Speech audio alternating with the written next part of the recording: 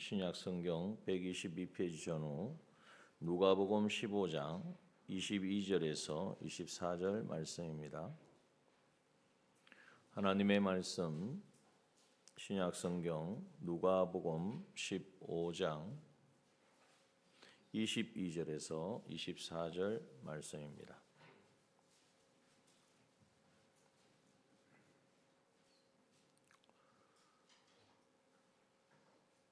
하나님의 말씀 누가복음 15장 22절에서 24절 말씀 봉독합니다.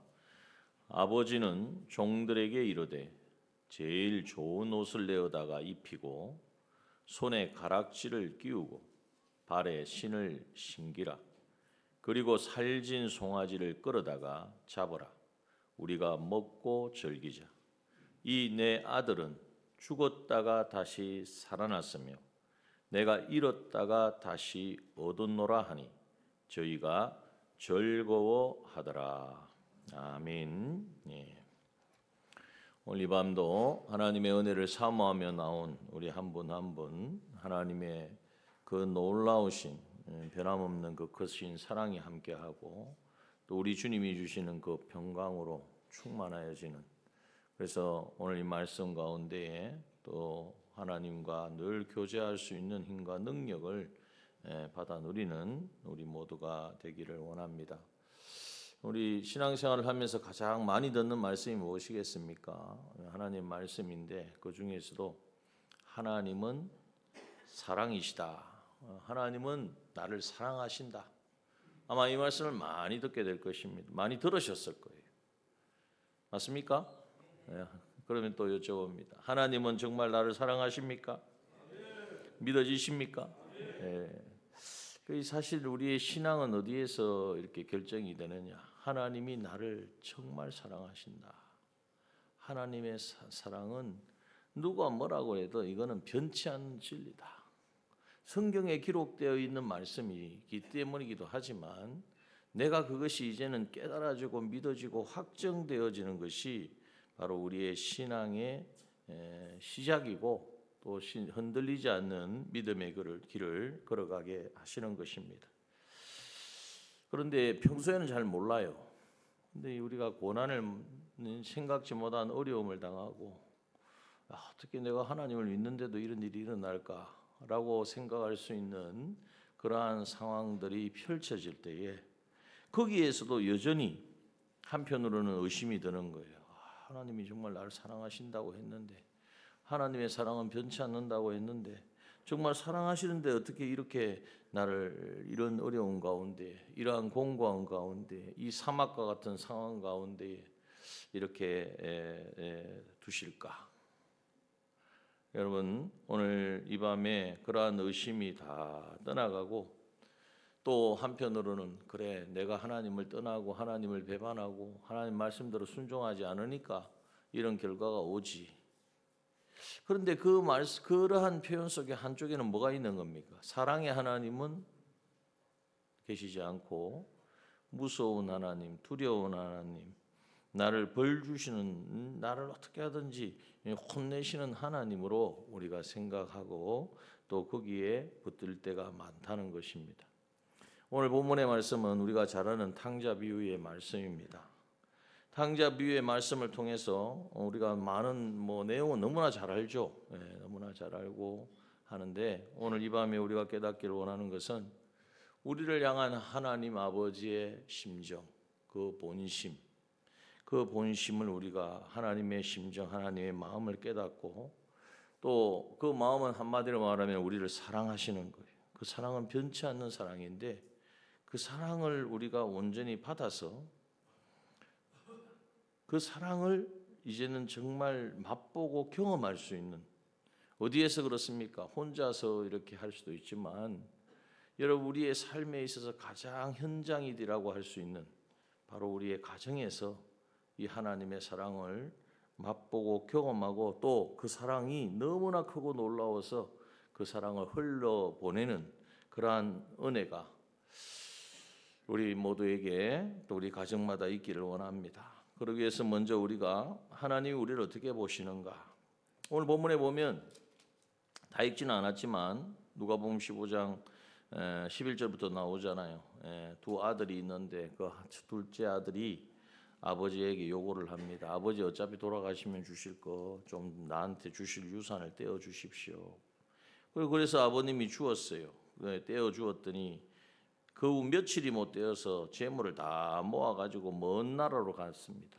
아버지의 손이 미치지 않는 영향력이 없는 곳에서 내 마음대로, 그래서 성경에 보면 허랑방탕하여 그 재산을 다 허비했다 그랬습니다.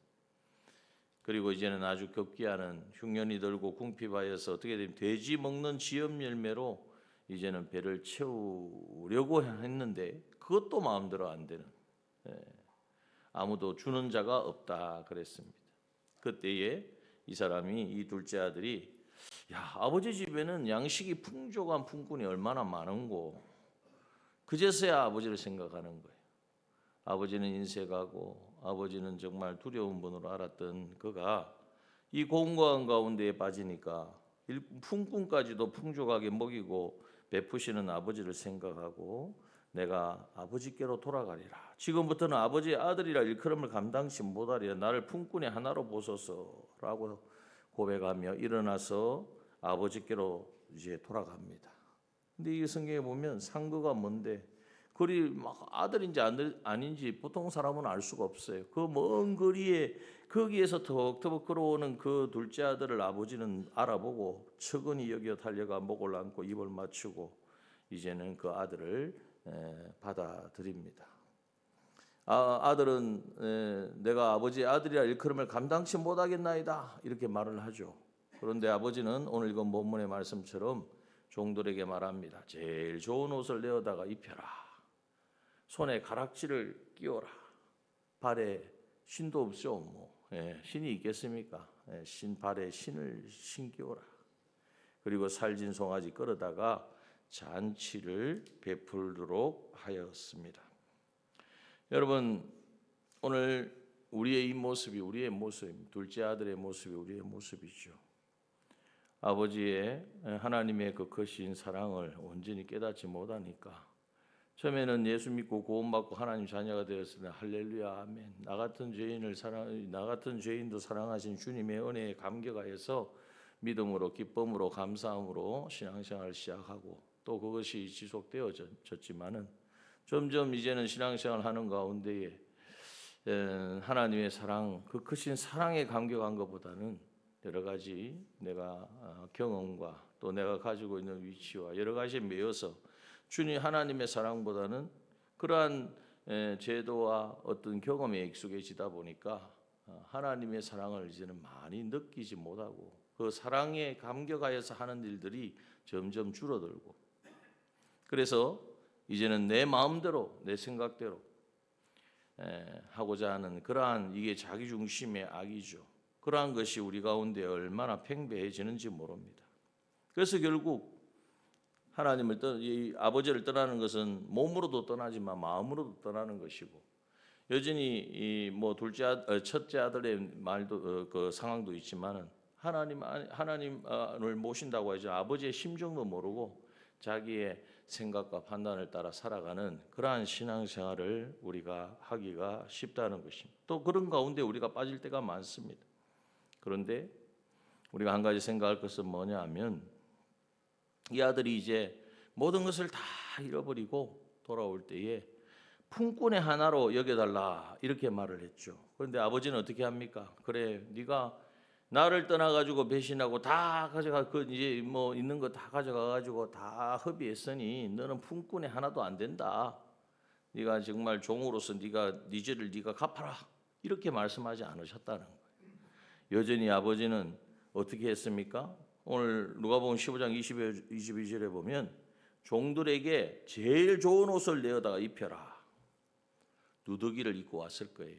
더럽고 냄새나는 옷.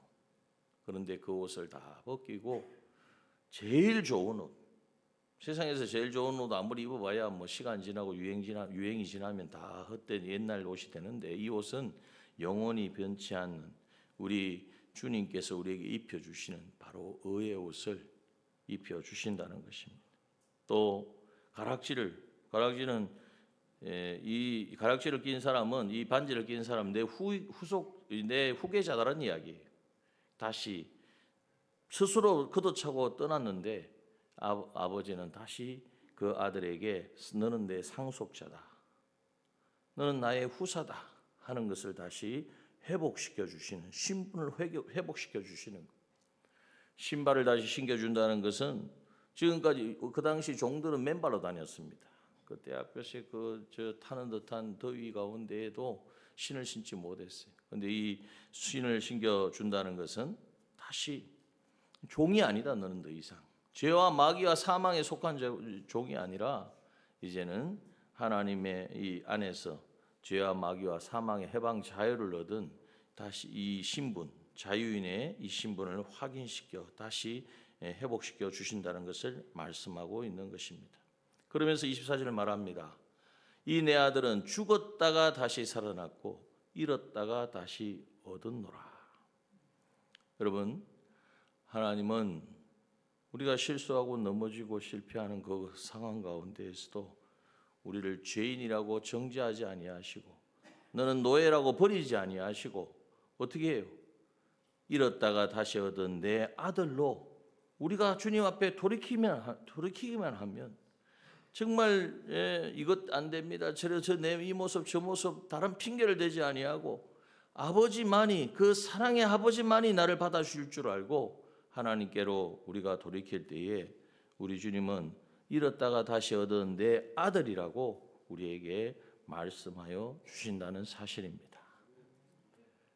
여러분, 이것을 우리가 어디에서 확인할 수 있느냐?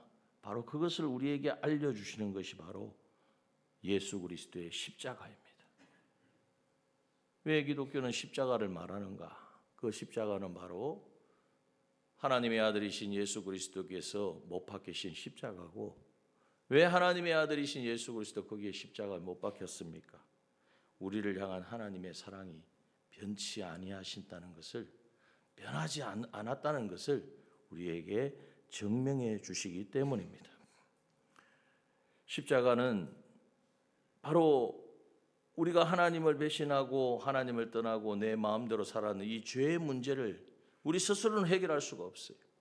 죄의 값은 사망이고 그 죄로 말미암아 하나님 관계가 다 끊어져서, 그래서 우리에게는 어둠이 찾아오고 우리에게는 두려움이 찾아오고, 그래서 홀로 이제는 외로워하고, 그러다 외롭다 보니까 우울함에 빠지고, 우울하다 보니까 이 생각 저 생각이 들어오고, 그러니까 다 사람들이 정말 두려워지고, 그래서 이제 어떤 삶을 영위하지 못하는 자기만의 삶의 방식을 고수하는, 바로 이것이 죄로 말미암아 우리에게 찾아온 것입니다. 그걸 다른 말로 말하면, 하나님이 사람을 창조하실 때 하나님의 형상대로, 우리의 모양을 따라서 하나님의 형상대로 창조하셨다고 말씀하셨는데, 바로 이 형상은 우리의 영을 하나님을 닮아가도록, 하나님과 교제하도록 하나님이 지으셨다는 거예요. 얼마나 놀라운 말씀입니까? 그래서 우리는 하나님을 떠나서는 살 수 없는 존재예요. 이걸 그러한 존재로 우리를 만들어 주셨지만, 그러나 마귀의 유혹과 게임에 빠져서 스스로 하나님이 될 수 있다라는 그 욕심이 들어오니까 이제는 내가 모든 것을 결정하고, 하나님에 의해서 좌지우지되는 것이 아니라 내가 모든 것을 결정하고 판단하는, 이것이 바로 악인데, 이 죄로 말미암아 이제는 하나님 관계가 다 끊어지고, 그래서 인간의 그 결국은 뭡니까? 죄의 삭선 사망이라는 하나님의 법에 의해서 영원한 지옥의 형벌을 면치 못하는, 이것이 우리의 인생이. 그것을 보고 하나님은 잘됐다, 내 말을 안 들으니까, 내가 정한 법칙을 네가 어겼으니까 넌 당연히 지옥을 가야 돼. 하나님은 우리를 외면하시고 이제는 우리를 지옥의 형벌을 면하지 못한 자로 단정 지으신 것이 아니라, 하나님은 하나님의 형상대로 우리를 지으셨고, 그리고 하나님의 목적 가운데에 우리를 하나님과 같이 온전한 자로 만드시기를 원하시는 그 목적을 가지고, 그 목적을 온전히 이루시기를 원하셔서 이제는 우리의 죄 문제를 해결하여 주시려고 예수님을 이 땅에 보내어 주신 것입니다. 이 사실을 우리가 생각해 볼 때에 주님이 십자가에서 못 박히신 것은 그냥 어떤 십자가를 지고 가시고 어떤 채찍을 맞으시고, 그게 어떤 형식적인 게 아니었다는 거예요. 우리가 지은 죄에 대한 온전한 하나님의 말씀에 순종하심으로 이제는 자신의 전부를 다해서 진액을 다 드렸어. 그래서 예수님이 십자가에 못 박히시기 전에 기도하셨잖아요. 겟세마네 동산에서 기도하신 것이 아버지여 이 잔을 나에게서 옮기시옵소서. 이게 어떻게 보면 그것이 예수님이 얼마나 두려웠으면 십자가 앞에서 얼마나 고통을 느끼셨으면 그렇게 기도하셨을까. 그렇게 이야기하면 우리가 이해는 되잖아요. 그래 십자가 얼마나 고통의 십자가고 고난의 십자가니까 예수님이 그걸 지지 않으시려고 그렇게 하셨을까? 그렇게 하신 것 아니냐? 그러면서도 마지막 아버지의 원대로 하옵소서 하나님께 맡긴 게 아니냐? 그렇게 해석을 하면 이해를 하면 예수님이 십자가를 피하려고 하셨다는 것밖에 안 된단 말이에요. 그것이 아니고 예수님이 십자가를 지심으로 십자가를 그냥 지는 것이 아니라 우리의 구원을 위하여 완전한 십자가, 완전한 순종이 되어야 되는데 그것이 되어지지 그 과정 속에 그 마음으로나 그 모든 세포 하나까지도 온전한 순종이 되어지지 못하면 하나님이 이루시는 죄의 삭선 사망이라고 하는 이 하나님의 말씀을 이행하는 데 있어서 실패되어질 것이 그것이 주님의 근심이고 두려움이고 그래서 하나님께 기도한 거예요. 하나님 정말 하나님 내가 고난의 십자가를 피하는 것이 아니라 고난의 잔을 마시고 이 길을 가기를 원하는데 하나님의 그 능력이 그 은혜와 그 하나님의 은혜와 사랑이 함께 하셔야 이것을 감당할 수 있다는 그래서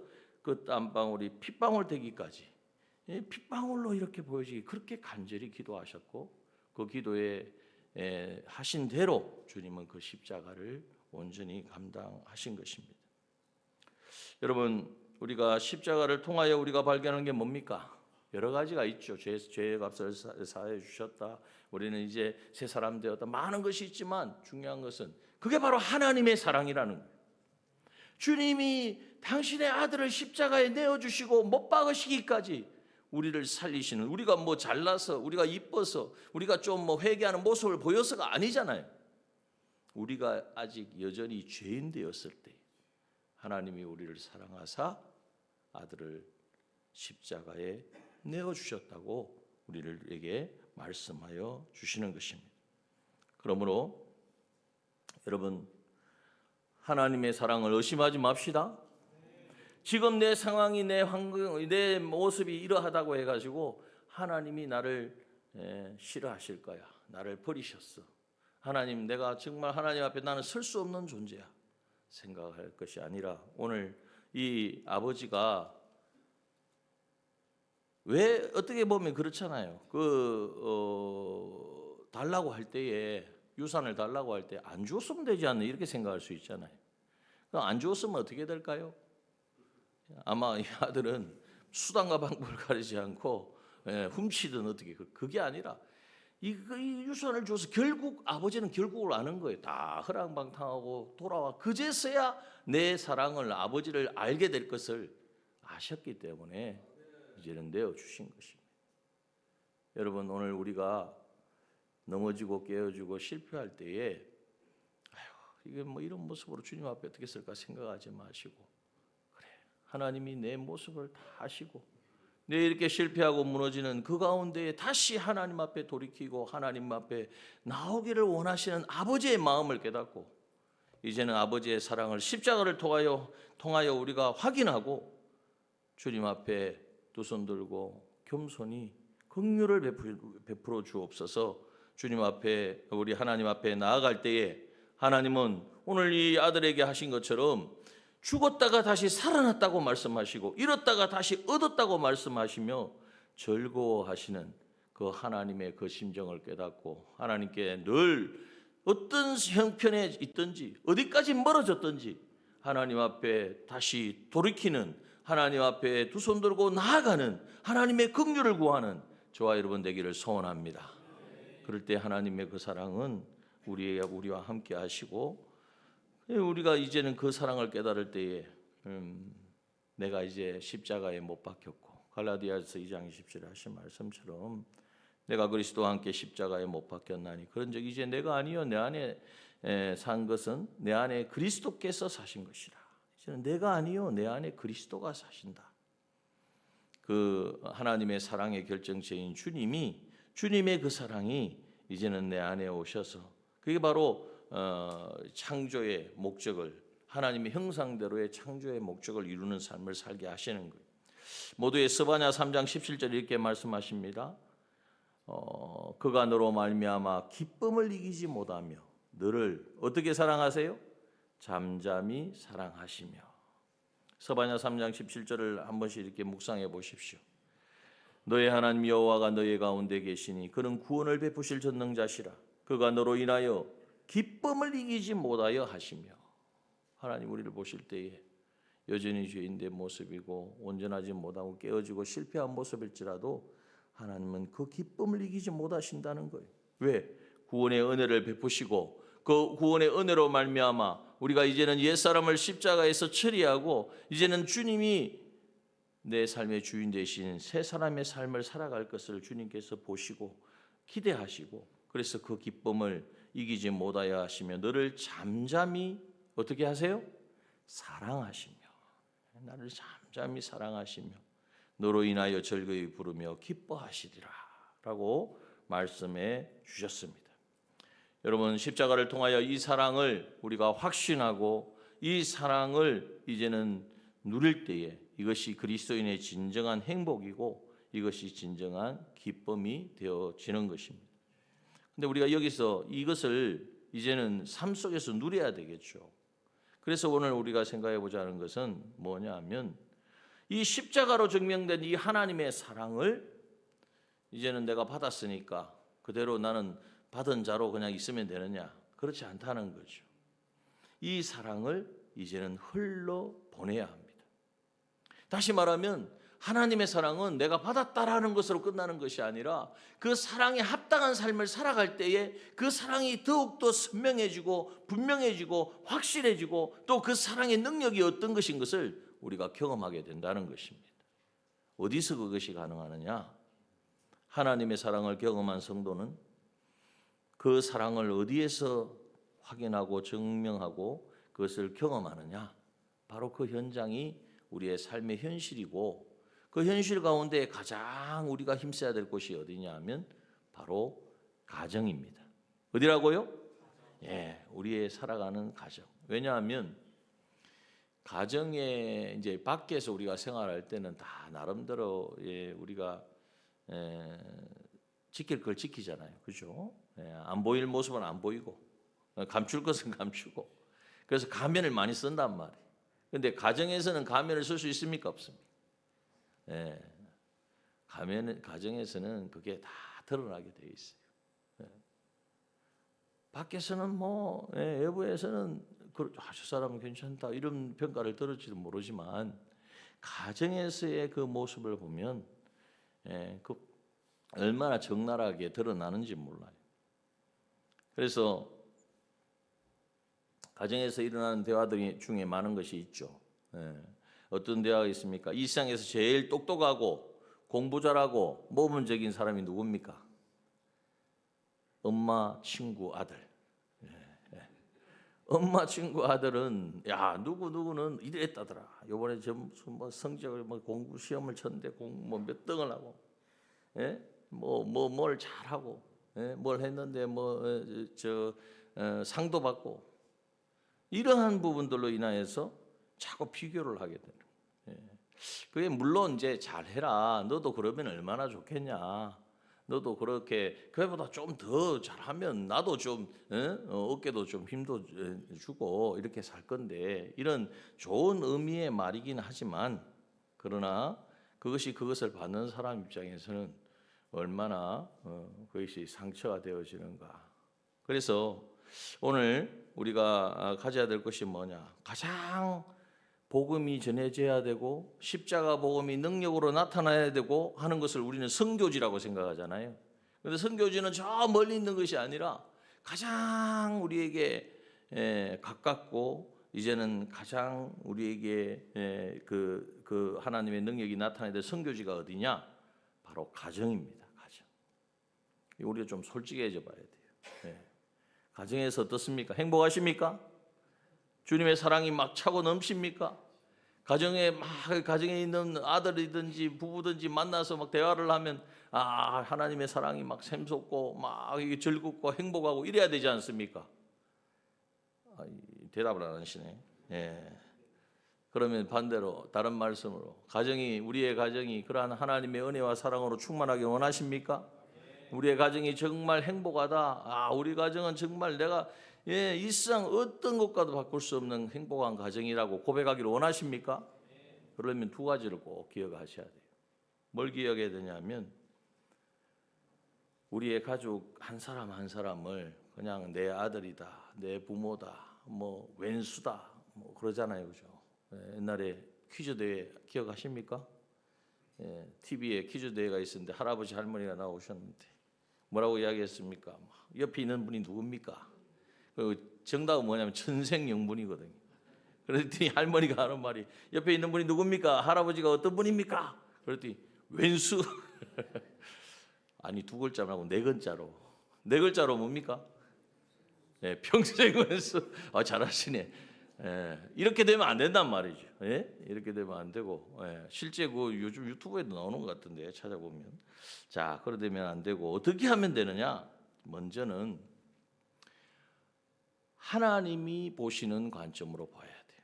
자꾸 내 눈으로 보니까 저 사람은 이거 안 되고 밖에 나가서는 아닌 것 같지만 집에 오면은 이 사람이 이렇게 평가가 되면 안 돼요. 왜? 하나님이 우리를 그렇게 보십니까? 하나님이 우리를 그렇게 외면하시고 비판하시고 평가하면 우리는 이 세상에 존재할 데가 없습니다. 그런데 하나님은 어떻게 하세요? 서반의 말씀대로 어떻게 하신다고요? 너의 하나님 여호와가 너희 가운데 계시니 그는 구원을 베푸실 전능자시라. 그가 너로 인하여 어떻게 해요? 기쁨을 이기지 못하신다. 하나님이 우리를 볼 때에 너무나 예뻐가지고 얼마나 예쁘면 그 기쁨을 이기지 못하는. 그래서 잠잠히 그냥 바라볼 때마다 바라보나 많아 우리가 얼마나 악하고 죄들 가운데 언제는 화를 냈다가 이랬다 저랬다 변덕이 얼마나 심합니까? 그런데 하나님이 우리를 잠잠히 사랑하신다. 그리고 즐거이 부르며 기뻐하신다고 말씀하고 있다. 이것이 하나님이 우리를 이렇게 보시잖아요. 왜 그렇게 봅니까? 우리가 하나님의 형상대로 지음받았기 때문에. 하나님의 형상대로 지음받아서 이제는 예수 그리스도의 대속으로 말미암아 그 하나님의 형상을 이루어가는 자이기 때문에 하나님은 우리를 지금의 모습은 너무나 마이너스죠. 100점 만점에 보면 10점도 안 될 수도 있어요. 그렇다고 해서 하나님이 외면하고 너 이것밖에 안 돼라고 말씀하지 않으신다는 거예요. 하물며 하나님도 우리를 보실 때에 하나님의 형상으로 지음받았다. 내가 기쁨을 이기지 못하고 내가 너를 볼 때 너무나 기쁘다. 내가 너를 정말 사랑한다. 너로 인하여 즐거이 부르며 기뻐하신다고 말씀하신데 우리가 뭐라고? 우리가 무슨 자격으로 남편이라고 아내라고 그게 아무 이유가 안 되잖아요. 하나님이 남편을 두고 아내를 두고 서로 돕는 배필로 준 것이 평가하고 비판하고 서로 욕하고 앞에서는 아닌 것처럼 뒤로 돌아서는 딴 말하고 이렇게 하라고 하신 것이 아니잖아요. 자녀는요? 자녀들은 내 소유물로 주셨습니까? 내가 원하는 대로 내가 하고 싶은 대로 내가 계획한 대로 이렇게 만들어 가라고 마치 그렇게 주셨습니까? 아니잖아요. 그런데 우리는 그것을 생각지 못하고 그냥 내 생각대로 보는 거예요. 내 판단대로. 그래서 사람은요 자기 눈에 안경이라고 자기 관점으로 보면 다 틀렸어요. 왜? 사람이 다 다른데 하나님이 주신 그 가장 근원적인 하나님의 형상인 건 맞지만 그 기질과 그 성품은 하나님이 주신 것은 다 다르단 말이에요. 그러니까 그게 이해가 안 되는 거예요.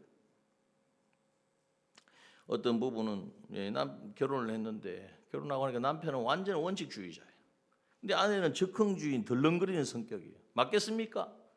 신혼여행을 갔는데 가서 보니까 티켓을 놔두고 온 거예요. 빨리 가야 되네. 남편이 화가 나는 거죠. 또 여행지에 갔는데 나중에 결국에 보니까 그 결혼 예물로 받았던 반지를 또 잃어버렸네. 그러니 슉박슉. 그런데 이것이 하나의 그러니까 뭐 서로 사니 못 사니 그러다가 이제 이 훈련을 같이 받게 되었어요. 하와이는 DTS 훈련을 받던 가운데 하나님을 이 모습 그대로 만드셨구나. 그것도 이유가 있구나. 이걸 깨닫고 나니까 서로가 이해가 되어지는 거예요. 자, 그러므로 여러분 우리가 가족의 한 사람 한 사람을 볼 때 어떻게 봐야 된다고요? 하나님의 형상으로 보시길 바랍니다.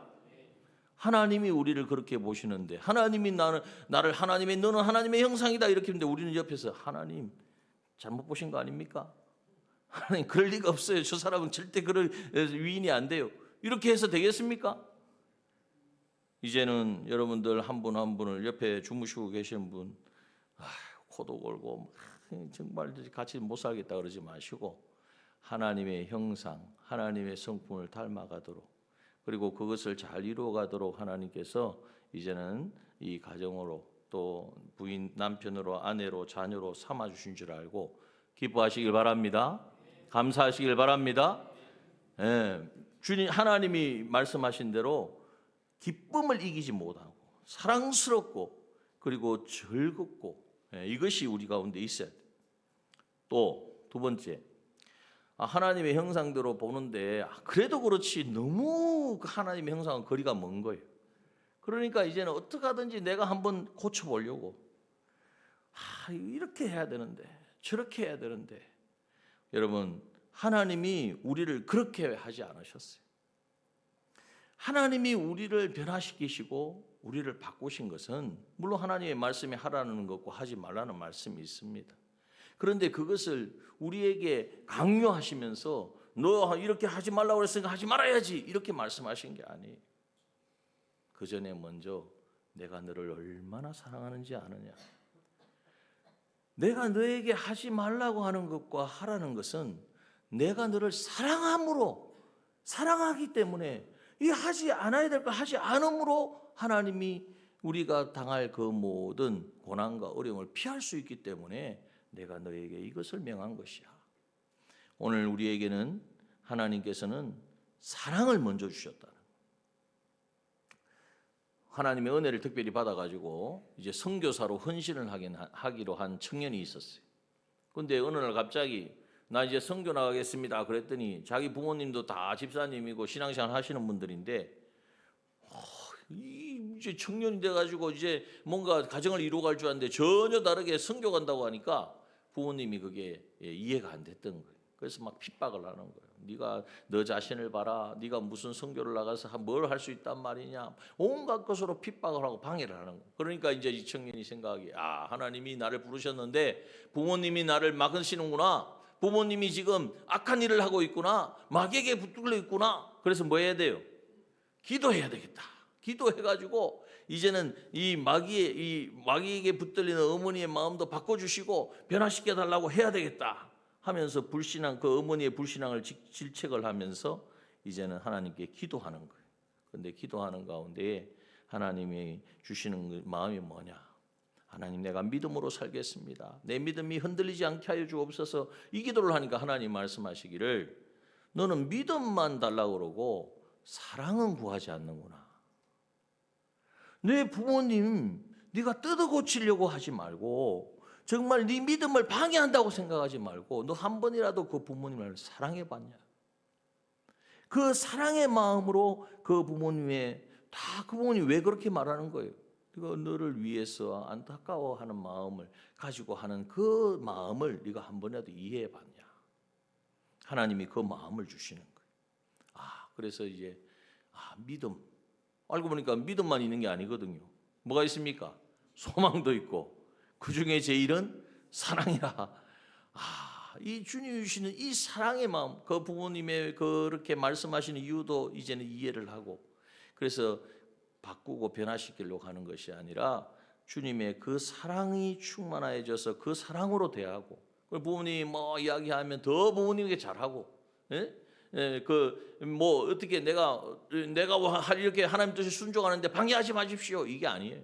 이게 아니라 주님의 그 사랑으로 주님의 심정으로 더 대하고 더 공손히 하고 그렇게 할 때에 하나님께서는 그 마음을 변화시키는 것은 누가 변화시킵니까? 사람이 변화시키는 게 아니거든요. 우리가 착각하는 게 내가 이렇게 하면 내 자녀니까, 내 남편이니까, 내 아내니까 내가 이렇게 해서 바꾸리라. 안 되잖아요. 그러다가 나중에는 도저히 안 되니까 그냥 뭐 남처럼 지내는 거예요. 예? 그 적당한 거리를 두고. 아닙니다. 내가 변화시키는 것이 아니라 하나님의 사랑만이, 나를 통하여 그 하나님의 사랑이 전해지고 그 사랑이 역사하면 하나님의 그 사랑이 그 심령 가운데 역사함으로 그의 묻은 부족한 부분, 아픈 부분, 상처 입은 부분, 있어서는 안 되는 부분들도 치유하게 하시고 끊어내게 하시고 하나님의 사람으로 세워주시는 줄 믿습니다. 가정의 행복이 거기에서 옵니다. 두 가지를 말씀드렸습니다. 하나님의 형상으로 바라보십시오. 누가 하나님의 형상이라고 말합니까? 하나님이 네가 바로 나는 너를 하나님의 형상이다. 나는 너를 영원전 내 목적 가운데 하나님의 내 형상대로 나는 너를 택했다.